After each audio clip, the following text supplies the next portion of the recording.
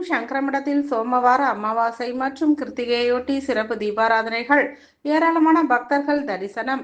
காஞ்சிபுரம் சங்கரமடத்தில் சோமவார அமாவாசை மற்றும் கிருத்திகையொட்டி மகா பெரிவா மற்றும் ஜெயேந்திர சரஸ்வதி சுவாமிகள் பிருந்தாவனத்திற்கு சிறப்பு அபிஷேக ஆராதனைகள் செய்யப்பட்டு வண்ண வாசனை மலர்களால் அலங்காரம் செய்யப்பட்டிருந்தது.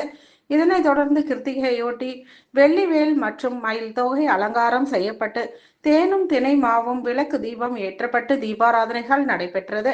விழா ஏற்பாடுகளை சங்கரமடத்தின் மேலாளர் சுந்தரேசையர், அரவிந்தன் ஆகியோர் சிறப்பாக செய்திருந்தனர். இதில் கலந்து கொண்ட பக்தர்கள் அனைவருக்கும் தீர்த்த பிரசாதங்களும் அன்ன பிரசாதங்களும் வழங்கப்பட்டது.